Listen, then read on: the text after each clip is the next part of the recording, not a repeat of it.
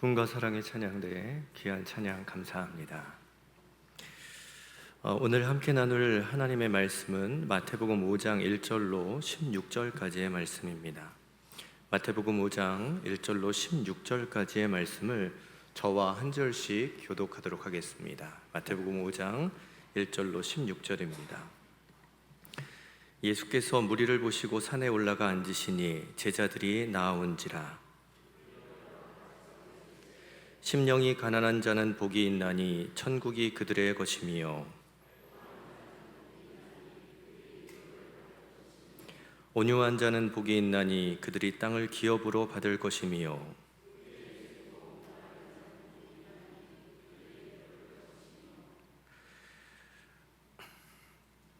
긍휼히 여기는 자는 복이 있나니 그들이 긍휼히 여김을 받을 것이며,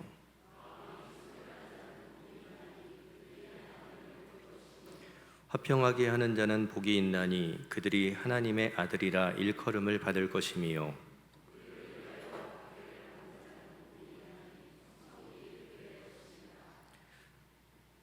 나로 말미암아 너희를 욕하고 박해하고 거짓으로 너희를 거슬러 모든 악한 말을 할 때에는 너희에게 복이 있나니,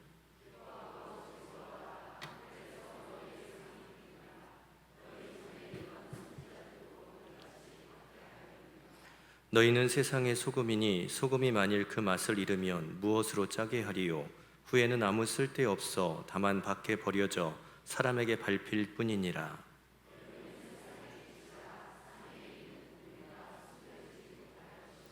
사람이 등불을 켜서 말 아래에 두지 아니하고 등경 위에 두나니 이러므로 집안 모든 사람에게 비치느니라. 이같이 너희 빛이 사람 앞에 비치게 하여 그들로 너희 착한 행실을 보고 하늘에 계신 너희 아버지께 영광을 돌리게 하라. 아멘. 우리는 수요일마다 마태복음의 말씀을 함께 나누고 있습니다. 오늘 우리가 마태복음 5장을 이제 들어가는데요. 마태복음 5, 6, 7장은 일명 산상수훈이라고 하여서 주님께서 산 위에서 가르치신 말씀을 뜻합니다.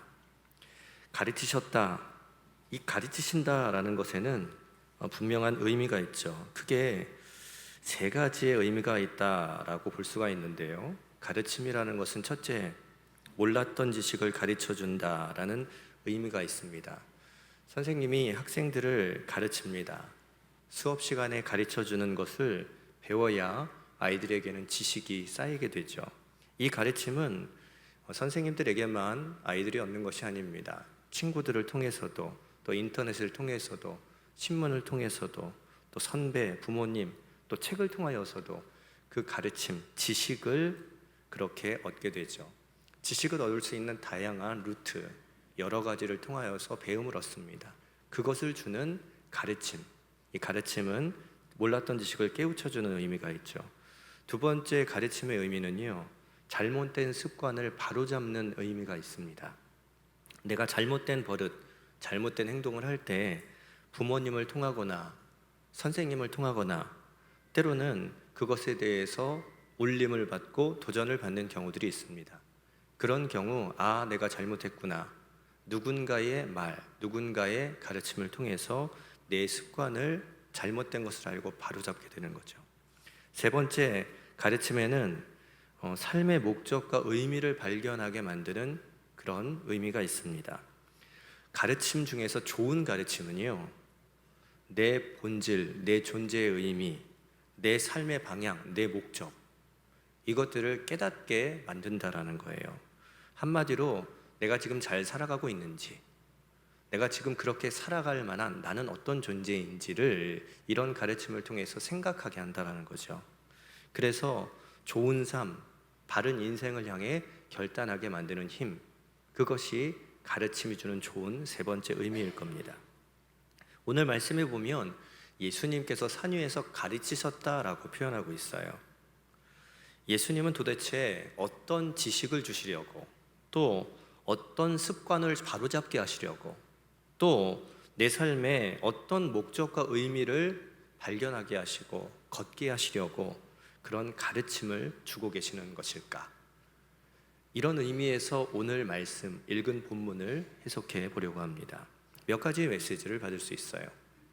첫 번째로는요, 예수님은 복에 대한 정의에 대한 이야기를 하신다라는 겁니다. 그것에 대해서 우리를 일깨우시고 가르치시고, 또한 그로 말미암아 복을 바르게 붙잡고 추구하는 삶을 살아가게 하신다는 거죠. 복에 대한 정의에 대한 이야기를 하십니다. 복이 무엇이냐라는 것이죠. 사람들은 되게 복을 원합니다. 그래서 많은 사람들이 복 받기를 원해서 믿지 않는 사람들은 점집 찾아가죠. 또 사업 시작할 때 돼지머리 놓고 거기에 돈 꽂아 놓고 고사 지냅니다. 새해가 되면 문 앞에 북어 걸어 놓고 또 입춘대길 여러 가지 글자 써서 이 벽에 문 앞에 붙이고, 모두 복 받으려고 그러는 것이죠. 복을 좋아하니까요. 믿는 사람들은 어떻습니까? 믿는 사람들도 똑같지 않나요?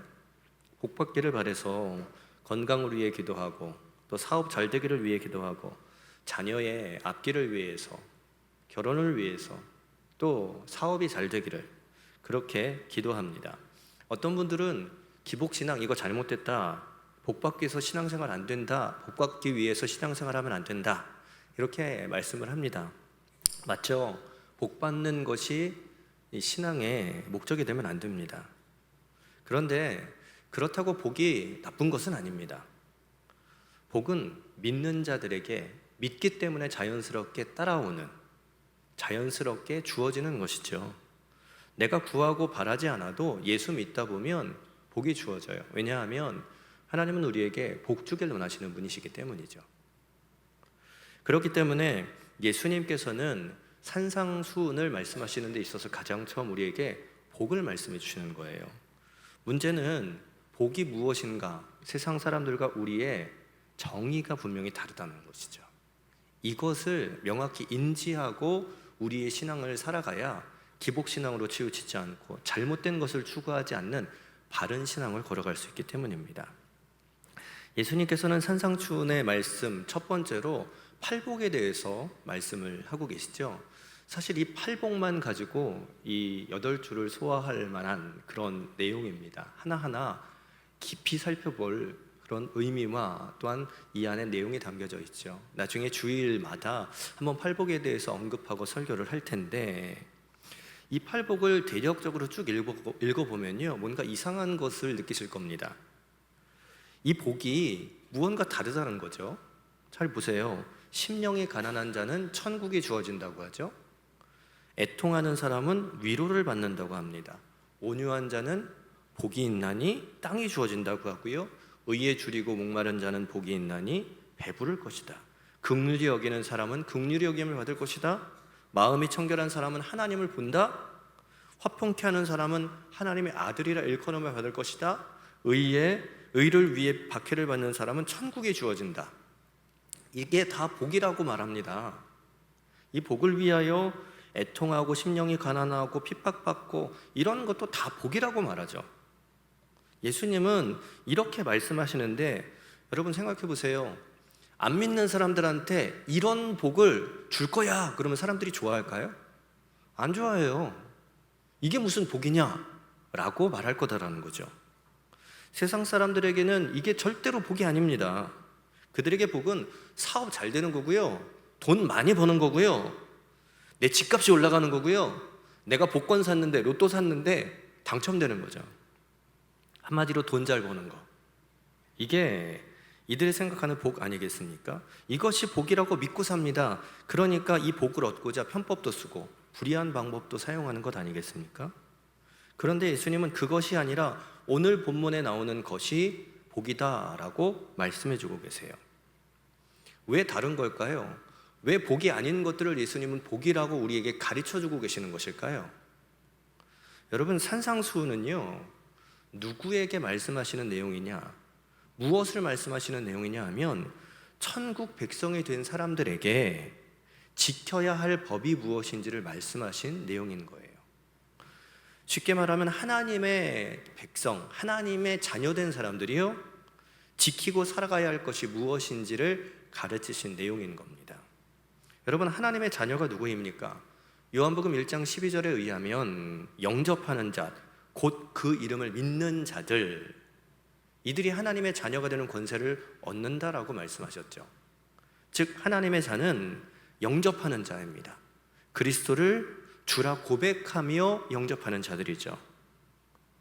그렇기 때문에 이들에게 있어서는 뭔가 세상과 다른 존재가 된 것인데, 세상을 살지만 하나님의 자녀가 아닌 사람들과 다른 존재가 되는 것인데, 그들이 기뻐하는 것, 그들이 복이라고 여기는 정의는 달라져야 한다는 거예요. 그렇습니다. 믿는 사람들은요, 하나님의 자녀된 이 자체가 복이에요. 그래서 이것이 가장 큰 복이기 때문에 이 복으로 기뻐하며 살아가는 존재들입니다. 그 안에서 행복해 한다는 거죠. 그래서 사도 바울과 같은 사람은요, 감옥에 갇혔음에도 불구하고 거기에서 기쁨을 말하고, 오히려 감옥에 갇혀져 있는 사람이 다른 교인들에게 기뻐하십시오, 기뻐하십시오 라고 얘기합니다. 그에게는 하나님의 자녀됨으로, 구원받음으로 인한 기쁨이 그의 안에 명확히 있었고, 그의 환경을 뛰어넘는 너무나도 중요한 기쁨이고 복이었기 때문이죠. 스데반은 돌에 맞아 죽어가면서도 천사와 같이 얼굴이 환했다고 성경은 기록합니다. 하나님의 자녀됨이, 구원받음이 그에게 있어서는 너무나도 큰 기쁨이었기 때문이죠. 사랑하는 성도 여러분, 오늘도 여러분들은 하나님의 구원받은 백성이고 하나님의 자녀된 분들일 텐데, 맞으시죠? 그런데 여러분들이 가장 기뻐하고 가장 복이라고 여기는 것들, 가장 행복하게 붙들고 살아가는 것들은 무엇입니까? 자녀됨의 기쁨이, 구원받음의 은혜가 가장 큰 기쁨과 가장 큰 복이 될 수 있는 여러분들이 되었으면 좋겠습니다. 그것이 복이 된다, 그것이 기쁨이다 라는 명확한 인식이 있다면 오늘도 세상을 바라보면서 복을 생각하고 복을 추구하는 우리의 관점 자체가 달라진다라는 것이죠. 강영우 박사님이란 분이 있습니다. 맹인임에도 불구하고 유학까지 갔고, 또 미국에서 성공해서 미국의 이 백악관 정책 차관보까지 역임한 인재 중에 인재죠. 그런데 그의 어린 시절은 불우했습니다. 어렸을 때 아버지가 일찍 돌아가셨습니다. 그런데 어머니도 어렸을 때, 초등학교 때 돌아가게 되시죠. 왜냐하면 어렸을 때 축구를 차고 있는데 축구공에 맞아서 두 눈이 실명하게 됩니다. 병원에 갔더니 이거 고칠 수 없다, 그냥 눈이 먼 채로 살아야 한다, 진단을 내리죠. 그 이야기를 들은 어머니가 놀래서 졸도해서 숨지게 됩니다. 눈도 멀게 되었는데 하나 남은 어머니도 돌아가시게 되죠. 하나 위에 있던 누님은 이 자기와 동생 둘, 이 사남매였는데 이 나머지 세 동생을 건사하기 위해서 소녀 가장으로 열심히 일을 하다가 2년 만에 과로사로 죽습니다. 앞이 안 보이는 그는 어쩔 수 없이 맹인학교로 갔고, 자기의 동생들은 하나는 철물점에, 하나는 고아원에 그렇게 들어가게 됩니다. 뿔뿔이 흩어지는 거죠. 그런 그에게 있어서 앞이 안 보인다는 것은요, 분명히 저주고 불행이었을 겁니다. 이것 때문에 내 어머니가 돌아가게 되셨고, 이것 때문에 누님이 과로사로 죽게 되고, 이것 때문에 우리 가족 뿔뿔이 흩어지게 되었으니까요. 그런데 한참 지나 노년의 그는 이 눈 먼 것, 이것이 하나님 안에서 축복이라고 말합니다. 그것 때문에 내가 열심히 공부할 수 있었고, 이것 때문에 집중할 수 있어서 미국의 정책 차관보까지 지낸 성공한 인생을 살아갈 수 있었다라는 것이죠. 그렇게 고백할 수 있었던 것, 그렇게 말할 수 있었던 것은 그의 안에 하나님의 자녀됨이, 구원받음에 대한 큰 기쁨이 있었기 때문입니다. 그 명확한 하나님을 향한 복에 대한 관점이 있었기 때문에 그는 환경과 상관없이 오히려 환경을 뛰어넘는, 주어진 환경과 거기에 복을 바라보는 관점이 일반 사람들과 달랐던 것이죠. 믿는 자들은 복에 대한 관점, 환경과 다른 관점이 있기 때문에, 복에 대한 정의가 다르기 때문에 언제나 없음에도 불구하고, 불평할 수 있음에도 불구하고 상황과 상관없이 감사를 말하고 은혜를 말할 수 있는 겁니다. 여러분, 믿는 자들의 감사는 내 안에 구원받음에 대한 기쁨, 하나님의 자녀된 것에 대한 감사가 명확할 때, 그때 감사가 나오고 또 우리의 믿음과 신앙은 더욱 탄탄해지는 겁니다. 환경이 바뀌지 않아도, 장벽은 그대로여도, 문제가 여전히 나를 짓누르고 있어도 내가 하나님의 자녀임을 확신한다면 그 상황에서도 감사가 나올 수 있다는 것이죠.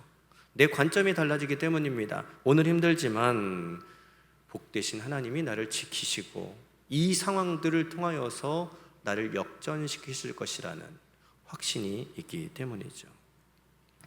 그렇게 하나님의 자녀됨, 구원받음에 대한 기쁨이 확실할 때 우리의 관점은 달라져 무엇이 복인지, 무엇이 화인지에 대한 내 생각이 달라지게 되는 거예요. 이렇게 예수님은 오늘 복을 말씀하시며 우리에게 복의 정의를 바꿀 것을 말씀하고 계십니다. 여러분들은 살아가면서 무엇을 복으로 인식하고 무엇을 복이라 생각하며 그것을 쫓으며 무슨 복을 얻기 위해서 오늘 달려가고 계십니까? 오늘도 세상 사람들이 생각하는 똑같이 물질과 명예, 이것 쫓아서 오늘도 세상 사람들처럼 똑같이 살아가는, 똑같은 복의 관점을 가지고 살아가는 인생은 아닌지요? 주님께서는 예수 믿는 우리에게 어떤 복을 추구하는지, 무엇이 복인지 명확한 관점을 가지고 살아갈 것을, 우리의 정의가 달라질 것을 우리에게 요구하고 계신다라는 겁니다. 그것을 가르치고 계신다라는 거죠. 오늘도 여러분들 안에 세상에서의 복이 아니라 구원받음의 기쁨이, 하나님의 자녀된 것이 가장 큰 기쁨입니다, 가장 큰 복입니다, 그렇게 인식하고 살아갈 수 있는 여러분들이 되시기를 축복합니다.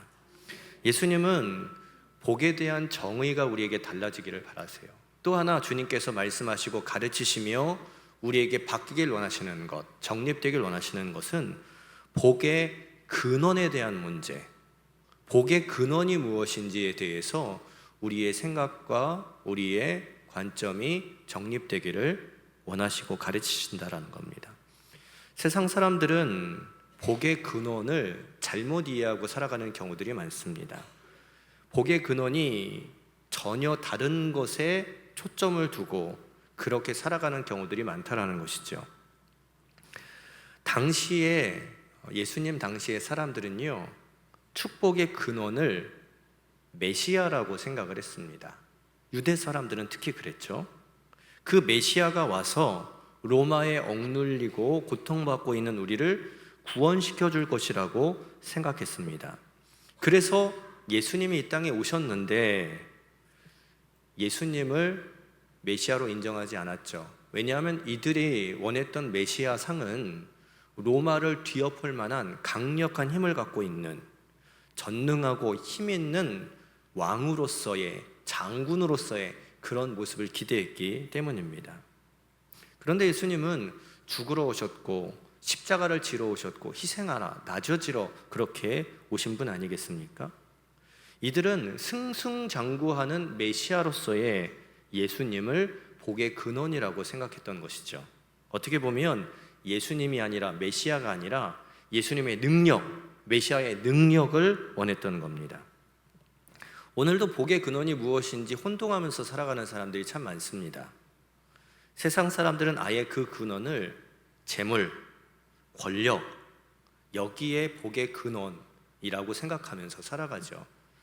이것만 있으면 복은 자연스럽게 따라온다 라고 생각하는 것. 그래서 재물을 생명처럼 여기고 권력을 얻기 위해서 남을 해하고 남을 짓밟는 것도 서슴지 않고 그렇게 해버립니다. 그런데 예수님은요, 복의 근원을 다른 곳에 두신다라는 거죠.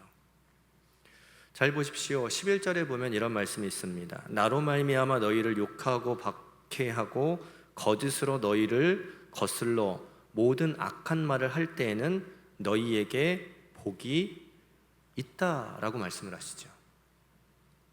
사람들에게 모욕받고 핍박당하고 비난을 받는데 그것이 예수님 때문에 주어지는 것이라면 그것이 복이다라고 말씀하고 있는 겁니다. 즉 어떠한 상황에서도요, 예수님만 온전히 붙들고 있으면 그런 상황도, 그렇게 당하는 어려움도 다 복이다라고 말씀하고 있는 것이에요. 예수님이 말씀하시는 진정한 복의 근원은 바로 예수님 자체입니다. 이거 놓치지 말라는 거예요.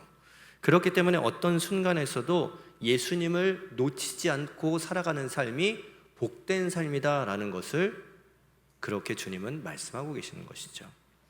사도행전 12장에 보면요, 베드로가 예수님을 전하다가 옥에 갇힙니다. 헤롯이 야고보를 죽이고 이제는 베드로도 죽이려고 하는 그런 상황이에요. 그래서 베드로가 도망을 못 가도록 철통 경계를 합니다. 심지어 간수를 베드로와 함께 묶어놓기도 했죠. 그런데 베드로는 내일 죽을지도 모르는, 내일 죽을 것이라는 그 상황을 모르지 않을 텐데 태연하게 코를 골면서 아주 깊이 잠을 잡니다. 저는 이게 진짜 평안인 것 같아요. 베드로에게는 그 죽음도 큰 문제가 아니었어요. 그 어려운 상황도 그에게는 큰 문제가 아니었습니다. 왜냐? 그는 그 상황에서도 예수님을 놓치지 않고 붙들고 있었기 때문이죠. 여러분, 이 자체가 복인 거예요. 감옥에 들어갔어도, 어려움을 겪어도, 그죠? 11절에 나타난 것처럼 사람들로 인하여서 박해받고, 사람들로 인하여서 욕받고, 그렇게 어려움을 겪어도 예수님, 복의 근원을 놓치지 않는 삶이 복되다라는 것이죠. 감옥에 있는 그도 그 복의 근원인 예수님을 그 상황에서도 놓치지 않고 있다는 거죠. 우리가 신앙생활하면서 이런 지점에 서 있을 때 참 많거든요. 나는 열심히 수고하고 일하는데 왜 나에게 이런 어려움이 찾아오는가? 나는 주님을 위하여 그렇게 헌신했는데 이것 때문에 왜 내가 고통당해야 하는가? 차라리 안 하고 말지. 이렇게 속상해하는 경우들이 참 많습니다. 그런데 여러분, 그 지점에서도 절대로 예수님 놓치시면 안 됩니다. 거기에서 예수님을 위해 걷는 그 길은 좀 더뎌질지 모르지만 그 상황에서도 예수님은 절대로 놓치지 않아야 한다는 거예요. 이 베드로는요, 예수님을 전하다가 옥에 갇혔을 때에도, 죽음의 위협 가운데 있을 때도 예수님 놓치지 않아요. 그러니까 죽음의 상황도 복으로 여기고 태평히 잠을 잡니다. 거기에서도 절대로 예수님 놓치지 않았다는 거예요. 붙들고 있었어요. 그랬더니 거기서 기적이 일어나는 것이죠. 천사가 호련히 나타나서 쇠사슬이 풀리고 옥문이 열립니다. 베드로는 비몽사몽 아무런 제재도 받지 않은 채 천사와 함께 유유히 성 밖으로 빠져나오게 되죠. 여러분, 복을 바라십니까? 축복을 원하십니까? 모든 신앙인들이 그거를 원하는데 복의 근원인 예수님을 자꾸만 놓친다는 거예요. 어떠한 순간, 어떠한 상황에서도 예수님 놓칠 만한 상황들이 자꾸만 연출되지만 그 어떤 상황, 그 어떤 아픔 속에서도 예수님을 절대로 놓치지 않는 여러분들이 되시기를 바랍니다. 왜요? 예수님이 복의 근원이시니까요. 복의 근원을 붙들고 있으면, 지금의 상황을 뒤집어 엎는, 지금의 상황을 뛰어넘을 수 있는 놀라운 축복, 기적, 은혜가 주어질 수 있다는 거예요. 예수님께서는 우리에게 그것을 가르치시는 거죠. 그러니까 가난해도, 그러니까 억울한 일을 겪어서 욕을 받고 핍박을 당해도, 그래도 주님을 붙들고 살아가는 그 삶, 복된 삶을 살도록 주님께서는 우리에게 말씀하고 계시다라는 겁니다. 여러분들의 어떤 삶, 어떤 문제, 어떤 아픔 가운데에서도 절대로 예수님을 향하여 나아가는 걸음, 예수님을 놓치지 않는 여러분들이 되시기를 축복합니다. 왜요? 예수님은 복의 근원이시기 때문입니다. 주님은 그것을 우리에게 말씀하며 가르쳐주고 계시는 거예요. 예수님은 이렇게 우리에게 복에 대한 개념을 정립하게 하십니다. 복이 무엇인지, 복의 근원이 무엇인지를 우리에게 말씀해주고 계시다는 거죠. 그렇기 때문에 이 복에 대한 개념을 우리가 바꾸어 나갈 때 우리의 삶이 어떻게 변화될지에 대한 것도 말씀해 주시는 거예요. 여기에서 빛과 소금이라는 개념이 만들어지게 되는 겁니다. 즉 하나님의 자녀임을 깨달은 사람은요, 복에 대한 관점이 달라지고, 그래서 우리의 삶의 방향과 방식도 달라지게 되는데, 그 모습이 빛처럼 살아가는 모습, 소금처럼 살아가는 모습이 된다라는 거예요. 13절에 보면 예수님은 우리를 먼저 소금에 비유하시죠. 소금은 자신의 모습을 버려야 소금으로서의 맛을 낼 수 있습니다. 물에 녹아야 짠 소금 물이 되는 것이고, 녹지 않으면 그 물은 절대로 소금물이 될 수 없죠. 내 모습이 사라져야 하고 내 모습이 버려져야 합니다. 이것이 소금이 소금 될 수 있는 길이고 당연한 소금의 자세인데, 이것을 우리는 한마디로 나를 버리는 모습, 겸손이라고 표현할 수 있겠죠. 우리가 소금으로서의 역할을 하며 내가 사라질 때, 그때 소금으로서의 할 짠맛, 즉 하나님의 맛이 나타나게 되는 겁니다. 우리가 하나님의 자녀라는 본질을 깨닫고 알면 그 모습을 통해서 하나님의 모습이 드러나게 된다는 것이죠. 내가 낮아지고, 그래서 내가 섬기고, 그렇게 살아가면 나로 인해 하나님의 이름이 높아지고 하나님이 영광 받으시는 일들이 만들어지게 된다는 겁니다. 그런데 내가 녹지 않으면요, 내가 낮아지지 않으면요, 내가 섬기지 않으면요, 절대로 나를 통해서 하나님의 맛은 나지 않는다는 거예요. 즉 오직 겸손한 모습으로만 하나님의 맛을 나타낼 수 있다라는 것입니다. 그런데 이 겸손, 나를 버릴 때 만들어지는 모습 아니겠습니까? 나를 버리고 오직 예수를 붙들 때 가능한 것이 겸손입니다. 즉 예수를 의지할 때 나는 녹아질 수 있는 것이고, 예수를 의지할 때 나는 낮아질 수 있는 거예요. 내 생각, 내 경험, 내 혈기를 다 내려놓고 예수님의 뜻에 맞추는 것이 바로 겸손입니다. 그렇게 녹아내릴 때 나는 하나님의 맛을 내는 진짜 소금이 될 수 있다는 것이죠. 손양원 목사님이란 분을 아실 겁니다. 손양원 목사님의 두 아들은 6.25 때 총살을 당했다라고 알려져 있죠. 그것도 무장공비가 아니고요, 좌익 학생들에 의해서 총살을 당했습니다. 예수 정신을 가졌으니까 너희들은 친미파다, 그렇게 해서 끌려나가서 죽임을 당하게 된 것이라고 하죠. 두 아들을 잃은 손양원 목사님의 마음이 어떻겠습니까? 당연히 화가 나고 분이 나고 어쩔 줄을 몰라야 정상입니다. 복수심에 불타서 그놈들 내가 가만히 안 두겠다라고 말하고 생각하고 행동하는 것이 정상일 겁니다. 그런데 이 손양원 목사님은 두 아들의 장례식에서 10가지 감사문을 낭독합니다. 그리고 두 아들을 죽인 사람들을 용서하고, 그 수준이 아니라 이 사람을 양아들로 키우겠다고 선포합니다. 이게 말이 됩니까? 저는 하라고 해도 그거 절대로 못할 겁니다. 누구도 할 만한 사람이 없을 것 같습니다. 내 혈기, 내 감정, 내 욕심, 이 감정을 어떻게 다스릴 수 있습니까? 그런데 손양원 목사님은 그것을 내려놓죠. 주님의 마음, 예수님의 마음, 그 마음을 품고 행하지 않습니까? 철저하게 내 마음을 내려놓고 주님을 붙들었기 때문에 가능한 일일 것입니다. 그런데 이 사건으로 인해서 하나님의 이름이 영광을 받습니다. 이 사건을 통해서 진짜 사랑이 무엇인지, 예수 믿는 사람의 사랑과 용서가 무엇인지 많은 사람들이 깨닫게 되더라는 겁니다. 그러니까 지금도 사랑의 원자탄이다라며 손양원 목사님의 이야기를, 말씀을 전할 때마다 수많은 사람들의 입을 통하여 그렇게 전해지고 반복되는 것 아니겠습니까? 이런 모습이 소금된 삶의 모습인 겁니다. 예수님은 우리에게 이런 삶을 살라라고 가르쳐주고 계시는 것이죠. 예수님은 또한 우리를 빛으로 표현하십니다. 빛은 어디에 있어도 드러나게 되어 있고 비춰지게 됩니다. 어렸을 때 80년대 초중반에는 등화관제를 했습니다. 여러분들 많이 아시죠? 북한에서 공습을 한다고, 불빛이 보이면 공습한다고 밤에 불 끄는 훈련을 했습니다.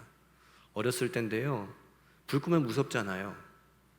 그때 부모님은 교회를 가셔서 밤에 누님들하고 등화관제 시간에 불 끄라고 했는데 이 5명이 모여서 무서운 거예요. 그러니까 이불을 뒤집어 쓰고 손전등을 하나 켰어요. 그러니까 어김없이 밖에서 그 민방위 아저씨인가요? 발로 대문을 뻥뻥 차면서 불 끄라고. 저희는 분명히 이불을 뒤집어 쓰고 방 안에서 그렇게 있는데 그 불빛이 새어나가는 거예요. 어두우면 어두울수록요, 숨겨진 빛도 세상 가운데 보여지게 되죠. 빛은 어디에 있어도 어두우면 어두울수록 작은 빛을 할지라도 그 빛이 비춰지게 되는 겁니다. 세상이 어두우면 어두울수록요, 사람들은 이 빛을 더 중요하게 여기고 이 빛을 더 높은 곳에 둡니다. 어두우면 어두울수록 사람들은 이 빛과 같은 사람을 찾고자 한다는 것이죠. 내가 더럽고 내가 부족하니까, 나만 그런 게 아니라 쟤도 더럽고 쟤도 더러우니까 깨끗한 사람이 세워져서 우리를 이끌어줬으면, 빛된 사람, 깨끗한 사람을 찾는다라는 거예요. 그러니까 사람들은 정치인들을 세우면서 나보다 좀 깨끗했으면 좋겠다고 청문회를 통해서 검증하는 것 아니겠습니까? 예수님은 우리를 향해서 빛이 되라라고 말씀하십니다. 이 말은 깨끗하라는 말씀입니다. 그렇기에 우리는 정직해야 합니다. 손해보더라도 옳은 길, 바른 길을 걸어가야 합니다. 하나님의 자녀답게 욕먹지 않는 삶을 살아야 하는 거죠. 요새 기독교를 뭐라고 부르는지 아시죠? 세상 사람들이 개독교라는 말을 참 많이 합니다. 얼마나 낯뜨거운 기사들이, 이 교회와 관련된 이야기들이 계속 오르내리는지 모르겠습니다. 물론 교회가 더 많은 착한 일들을 합니다. 그것들은 가리워지고 잘못한 것들만 더 도드라지게 사람들에게 드러나는 것 같아서 얼마나 속상한지 모릅니다. 그런데 분명히 인정할 것은 우리 안에도 빛되지 못한 어두움의 모습들이 분명 있다라는 겁니다. 빛처럼 밝으면, 밝은 모습이 더 많이 비춰지면, 빛처럼 깨끗한 모습이 더 많아지고 더 많이 비춰진다면 세상 사람들이 아무리 그 빛된 사람이, 빛의 모습이 저 말 아래에 있어도, 산 아래에 있어도 사람들은 그것을 말 위로, 가장 높은 곳으로 그렇게 끌어올릴 것입니다. 그렇죠. 어두운데 저 손전등을 저 발밑에 두고 걷는 사람은 없죠. 가장 높은 곳으로 빛을 비춰야 더 많이 비추고 내가 나아갈 길을 볼 수 있으니까요. 주님 안에서 힘들지만 어렵지만 빛된 삶을 살아가면 그 사람은 자연스럽게 사람들로 인하여 높아지는 곳에 오르게 될 것입니다. 이게 빛된 자의 자연스러운 결과다라는 거예요. 오늘도 예수님께서는 우리를 향하여서 이렇게 가르치십니다. 복에 대한 개념을 고칠 것을, 복에 대한 근원에 대한, 복에 대한 정의에 대한 생각을 바꿀 것을, 그래서 그러한 개념을 바꾸어 오늘도 삶의 내용을 바꾸고, 그래서 세상 가운데 이기려고 살고 세상 가운데 많이 가지려고 사는 것이 아니라 세상 가운데 하나님의 백성답게 빛으로 살아가도록, 소금처럼 살아가도록 그런 삶의 자세까지도 바꾸어질 것을 우리 가운데 종용하신다라는 겁니다. 오늘도 천국 백성을 향하여 주님의 가르치시는 그 내용들, 그것이 우리의 삶 가운데 깨달아지고 수용되고, 그래서 우리의 길이 바뀌고 우리의 관점이 바뀌고 우리의 삶이 바뀌는 아름다운 역사가 우리 가운데 있기를 원합니다. 오늘도 주님은 그것을 위하여 우리에게 가르치시고 우리에게 종용하시고 그 길을 걸으라 라고 명령하시는 겁니다. 오늘도 그러한 삶으로 복이 주님과 함께하는 것이고 복의 근원인 하나님을 붙드는 것이 참된 복이며, 그렇기 때문에 세상 가운데 빛으로 소금으로 겸손하게 오늘도 깨끗하게 정결하게 살아가기 위하여 애쓸 수 있는 하나님의 사람들 되실 수 있기를 주님의 이름으로 간절히 축복합니다. 그때 하나님의 놀라운 은혜, 놀라운 축복, 놀라운 기적이 여러분들의 삶 가운데 더욱더 높임으로 분명히 만들어질 것입니다.